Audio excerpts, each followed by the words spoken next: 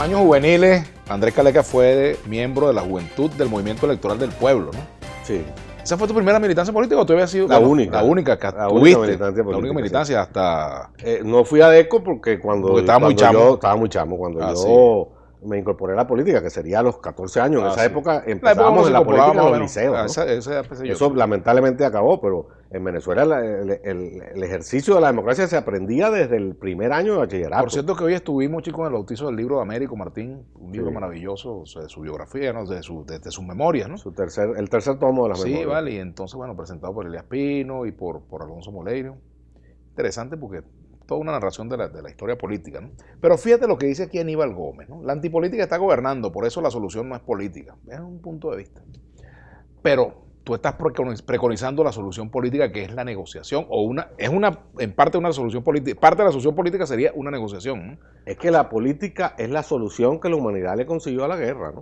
O sea, no hay soluciones que no sean políticas, lo otro es sin solución. Entonces, si no hay solución, nos entramos a tiro. Es disolución. Es disolución. Entonces nos entramos a tiro y entramos a una guerra civil para que entonces dentro de 10 años y 100.000 muertos más, tengamos que hacer unas elecciones. Como en El Salvador. Yo prefiero que la hagamos ahora, y que la negociación se haga ahora. Y de hecho se está haciendo la negociación ahora. Porque no solo se ha estigmatizado la palabra negociación, sino se ha estigmatizado la acción de negociar, que es una acción elementalmente política entre seres humanos civilizados. En Venezuela hay encuentros, hay espacios de encuentro que vienen funcionando de manera sistemática, en los cuales yo participo.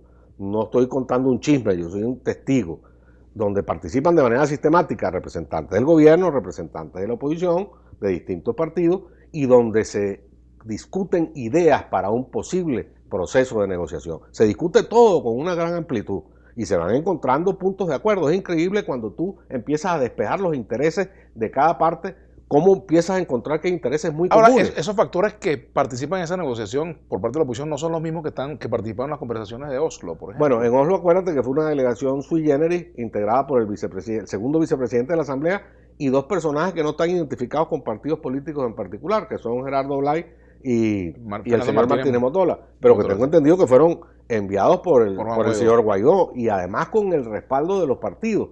Aquí, por supuesto, por cierto, en tu programa, mi gran amigo Carlos Raúl Hernández denunció que ese viaje había sido hecho sin consultarle a los partidos. Yo tengo una información contraria, pero en todo caso... Sin embargo, Primera Justicia dijo que no sabía nada. Y Primera Justicia dijo, hay que verle entre líneas, Primera Justicia dijo que no había ninguno militante de su partido en esa negociación, en ese viaje a Oslo. Y era verdad, ningún militante de Primera Justicia estaba allí. Pero bueno, en todo caso... Bueno, Borges una declaración desconociendo esa reunión. Las negociaciones de Oslo se reanudan la semana que viene. Se ha ampliado incluso la delegación a 4 personas. La delegación de la oposición, no sé si la del gobierno mandarán 4 personas. Eso está caminando. Y ahora, ¿es un delito decirlo? ¿Es un pecado decirlo? Bueno, para algunos pareciera que sí. A mí no, a mí me parece absolutamente normal. Y no solo me parece absolutamente normal, me encanta decirlo para que el país sepa que se están encontrando y se están buscando caminos distintos a un golpe militar. Eso que llaman el quiebre. ¿Qué es el quiebre? Que los militares den un golpe de Estado, pero si uno de los grandes problemas del país es la militarización de la sociedad, entonces la solución va a ser un golpe de Estado de los militares y que se monte el señor Padrino López por 20 años aquí. Otros dicen que la solución de Venezuela es una invasión de fuerzas de una supuesta coalición internacional. Esta gente tendrá idea de lo que es una invasión a un país. Pero no, yo creo que la solución del problema de Venezuela es que nos pongamos de acuerdo a los venezolanos de manera pacífica y civilizada y hagamos unas elecciones. ¿Cómo? Bueno, ese es un acuerdo que tendrá que firmar el señor Maduro, el señor Guaidó, la oposición venezolana y el PSUV. Tú me dirás, al señor Maduro ya no le cree nadie. Bueno, señores, lo tendrá que firmar los rusos, los chinos, los cubanos, los americanos, el Papa, quien tenga que firmarlo para que sea de obligatorio cumplimiento, porque es la única salida que tiene Venezuela, sin que signifique derramamientos de sangre. Ahora, Andrés, fíjate, ese asunto de la negociación, yo escribía esta semana un artículo diciendo que había que negociar, pero sin complejo de culpa. Entonces hay un complejo de culpa de que bueno, que si se sabe eso es un acto de traición o qué dirán, y el gobierno se solaza en esas contradicciones que tiene la oposición y por eso lo dice. Y lo dice, ¿no? Por eso lo dice. Entonces, claro, empieza el tema de que si lo desmiento, yo no estuve, yo no sé nada. Hay una gran inmadurez sobre ese tema. Eso hay que asumirlo con seriedad. Ahora, eso sí, el país tiene que estar consciente de que las negociaciones, para que sean exitosas, tienen que estar lejos de los reflectores. O sea, nadie mete unas cámaras salvo lo que hicimos en Venezuela en aquella tontería que hicimos en el Palacio de Miraflores, no sé si te recuerdas. No, yo estuve participando en las primeras experiencias de la conferencia del año 2014. Y entonces eso se convierte en un torneo floral, ¿no? A ver quién habla más bonito. Sí, pues se le habla a la cámara, ¿no? A la cámara. Eso no puede ser. Las negociaciones se hacen con conocimiento de todo el Creo mundo. que fue Eduardo Fernández que dijo que eso era una sumatoria de monólogos. De monólogos, claro. Una negociación se hace con un método adecuado, con mediadores adecuados, con testigos adecuados, pero que todo el mundo sepa que se está realizando los puntos que se van a negociar, dónde se va a negociar y quiénes son los representantes. Ahora, Andrés, fíjate, hay un punto que es la impaciencia. Y uno entiende que muchas veces el que no tiene luz en su casa, que no tiene agua, que tiene que hacer una cola de 10 horas para conseguir gasolina o para conseguir una medicina tiene que hacer cola hoy bajo no sé cuántas condiciones y sol, etcétera, para que le paguen la pensión. Hay gente que dice, por ejemplo, ya esto no lo aguanta nadie, la solución debe ser cambio ya. ¿Qué se le dice a la gente que tiene impaciencia frente a los problemas del país? Es dificilísimo decirle a la gente que tenga paciencia en una situación como la que está en Maracaibo. Imagínate que yo me parara ahorita en la avenida 5 de Julio de Maracaibo a pedirle paciencia a la gente, me linchan ahí. Realmente la situación es desesperante y los políticos tienen que entender que tienen que encontrar una solución urgente porque la población desesperada se va a llevar por delante al señor Maduro y se va a llevar por delante al señor Guaidó también. Esto se nos puede ir de las manos a todos. Ahora, no hay soluciones mágicas. No hay una solución que nosotros podamos decir mañana. A mí me han preguntado, incluso la gente del Comité de Contacto de la Unión Europea, los expertos electorales que vinieron a Venezuela, se entrevistaron conmigo y me preguntaron, señor Caneca, ¿en cuánto tiempo puede hacerse un proceso electoral? Y yo les decía, mira, a partir de que haya un acuerdo político, pero primero tiene que haber un acuerdo político. El problema es llegar al acuerdo. Exacto, a partir de que haya un acuerdo político, si hay la voluntad política de acelerarlo, si hay los recursos, en 8, 9 meses se puede hacer un proceso electoral confiable. Un poco menos si es solamente de un presidente de la República. Pero tiene que haber un acuerdo político. ¿Cuánto tarda la oposición y el gobierno para llegar a un acuerdo político? Esa es su responsabilidad, el país no aguanta más. Yo les digo, tiene que ser ya. Empezaron, qué bueno, la semana pasada en Noruega, tengo la información de que la semana que viene se reanudan las negociaciones con unas delegaciones ampliadas.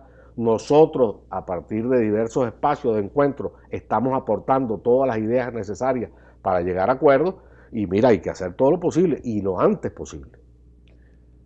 Por aquí, por ejemplo, te dicen, el entrevistado dice que se puede demostrar la trampa, luego dice que se cambiaron al voto automatizado por aquello de que decían el acta mata voto. Entonces, ¿cuál es la contradicción? Tenemos el mejor sistema electoral y él lo sabe, dice Ángel Bonillo. La trampa está en la mesa electoral, no en el sistema automatizado. Nosotros hemos hecho todas las auditorías de las máquinas de votación antes, durante y después de los procesos electorales a lo largo de todos estos 20 años.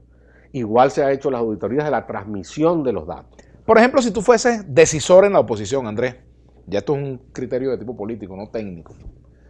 Si tú fueses uno de los decisores de las líneas políticas, tácticas y estratégicas de la oposición y se plantea la convocatoria solamente de elecciones parlamentarias, ¿qué dirías tú? Bueno, yo, en primer lugar, si fuera así, contrapropondría, porque esa es una propuesta que hizo el señor Maduro, que se la hizo, por cierto, con toda la mala intención a las oposiciones, con esa intención de dividir, ¿no?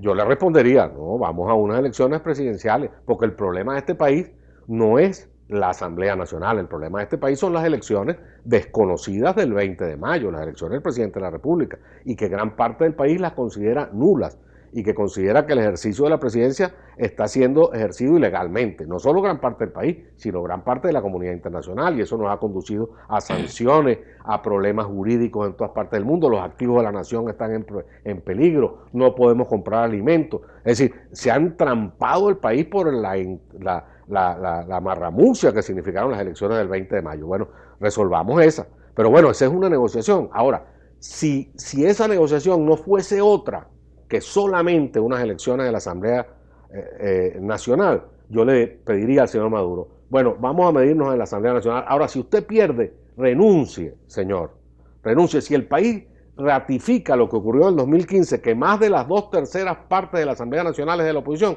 usted renuncie, como hizo el señor Cameron en Inglaterra, por ejemplo, cuando propuso el referéndum del Brexit, que no estaba en juego la elección del primer ministro, dijo, vamos a decidir si nos quedamos o nos vamos de la Unión Europea. Ahora, si el pueblo decide que nos vamos, yo renuncio, y al día siguiente renunció. Bueno, señor Maduro, le diría yo no puedo hablar en nombre de la oposición, estoy respondiendo a tu pregunta. Vamos a aceptar el reto, vamos a unas elecciones legislativas, pero usted renuncia si las pierde. Ahora, no sé, eso lo tiene que decir la oposición. Repito, lo primero es decirle, esa es una manera de eludir el problema, señor Maduro. El problema es usted, no es la Asamblea Legislativa. Tenemos que hacer una pausa, pero fíjate lo que dice Richard Blanco y lo vamos a comentar. ¿Quién garantiza que Maduro va a aceptar los acuerdos de una posible negociación? ¿Qué diferencias hay entre las anteriores negociaciones y esta? ¿Está en este momento el gobierno obligado a negociar? ¿Tiene necesidad de negociar? ¿Quiere negociar? ¿La oposición está obligada y quiere negociar? A la pausa y ya regresamos con Andrés Caleca.